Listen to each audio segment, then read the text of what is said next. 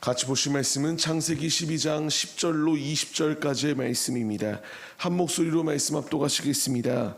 그 땅에 기근이 들었으므로 아브라함이 애굽에 거류하려고 그리로 내려갔으니 이는 그 땅에 기근이 심하였습니다.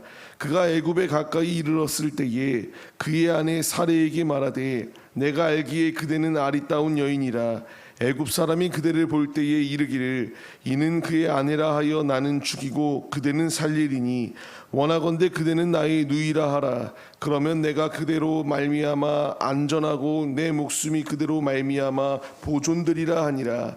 아브라함이 애굽에 이르렀을 때에 애굽 사람들이 그 여인이 심히 아리따움을 보았고 바로의 고관들도 그를 보고 바로 앞에서 칭찬하므로 그 여인을 바로의 궁으로 이끌어 들인지라. 이에 바로가 그로 말미암아 아브라함을 후대함으로 아브라함이 양과 소와 노비와 암수 나귀와 낙타를 얻었더라.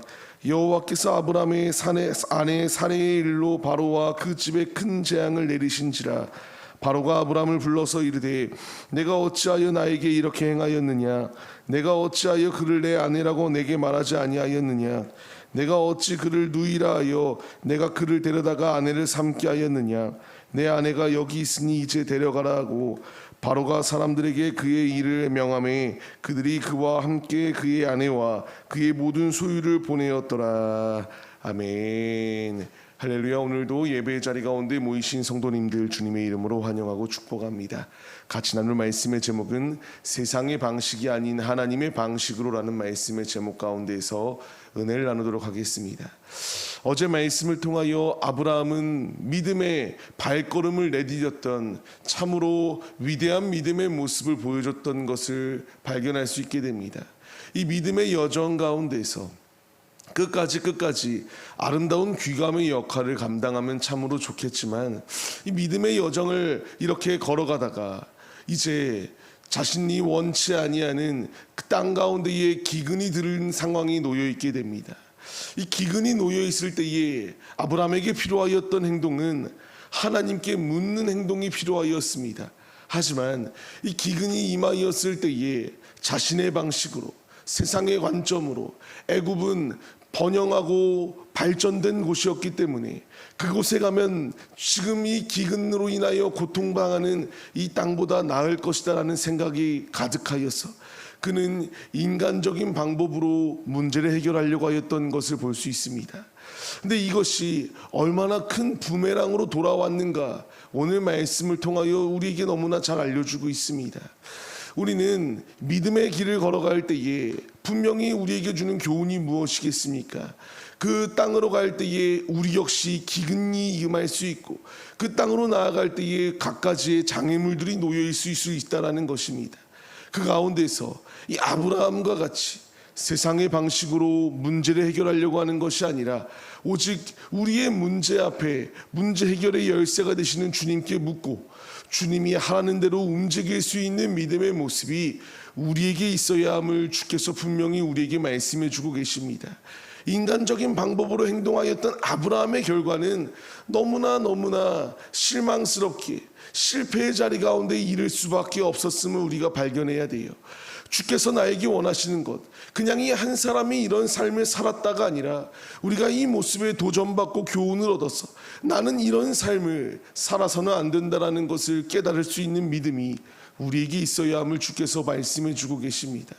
아브라함은 육신의 방법으로 행동하였고 육신의 방법으로 문제를 이와 같이 타파하려고 하였으나 결국 그것이 자신의 발목을 잡을 줄 몰랐습니다. 아내를 누이라 속이라 하였고 인간적인 방법으로 자신의 생명을 부지할 이 행동들을 펼쳤던 모든 것들 결국 자신의 아내를 빼앗기는 최악의 상황이 도래하게 되었음을 그는 깨닫지 못하였습니다. 우리가 분명히 알아야 될 것은 순간을 모면하기 위해서 거짓을 말하는 것 순간은 모면할 수 있을지 모릅니다. 하지만 그 결과는 결국 부메랑으로 돌아온다라는 사실을 우리가 잊지 마시기 바랍니다. 주께서 나에게 원하시는 것은 진실한 삶입니다. 믿음의 삶을 살아내기를 원하고 계세요.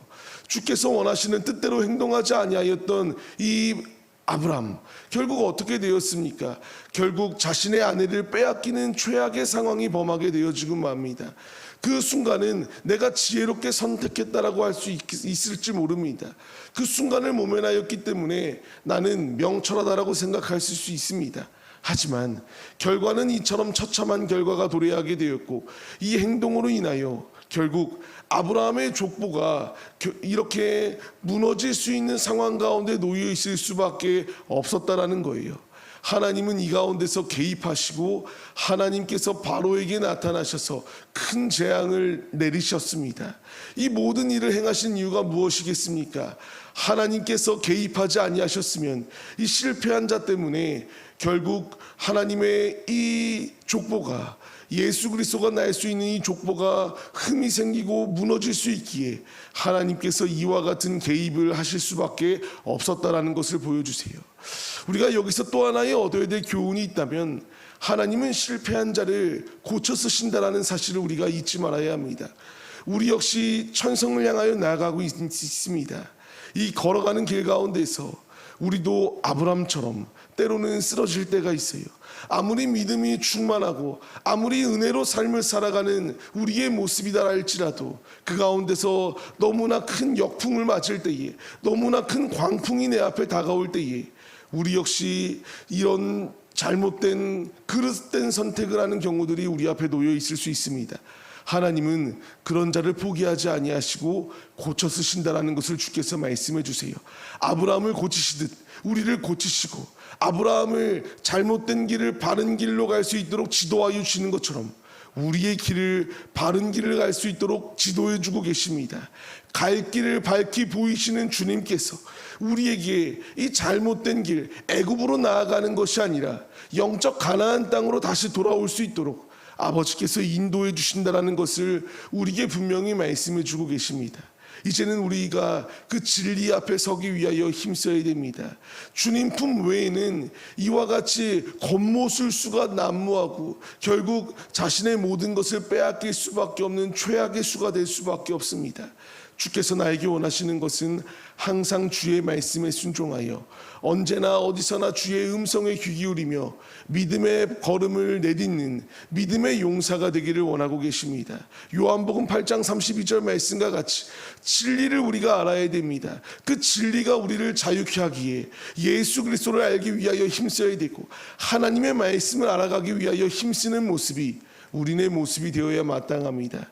삶을 시작하는 우리의 모습들, 세상의 방식으로 삶을 사는 길은 아브람처럼 쓰러지고 넘어질 수밖에 없습니다. 하나님의 방식대로, 하나님의 뜻대로 순종하는 자에게는 기근이 있으면 어떠합니까?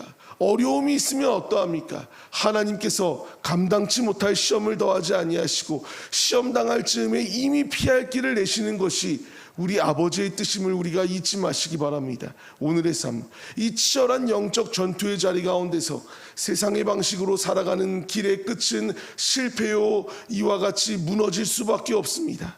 오직 주를 의지하는 자, 주를 앙망하는 자, 주님 안에 사모하고 주님 안에 거하는 자, 그 모든 삶을 주께서 보장하시고 승리의 길로 인도하여 주시는 놀라운 은혜가 예비되어져 있다는 사실을 우리가 잊지 마시고, 오직 믿음의 발걸음을 온전히 내딛어 주님이 원하시는 믿음의 삶을 살아내는 참된 그리스도인들의 모습이 우리 모두의 모습이 되시기를 주님의 이름으로 간절히 축원합니다. 이제 우리는 발걸음을 내딛습니다. 두려워하며 우리가 절망 가운데에서 억지로 발걸음을 내딛는 것이 아니라 지금도 우리와 동행하여 주시는 주가 우리와 동행하시면 능히 승리할 수 있음을 우리가 믿으시며, 오늘도 주 안에서 힘차게 승리하시는 용맹스러운 주님의 군사들이 다 되시기를 주님의 이름으로 간절히 축원합니다.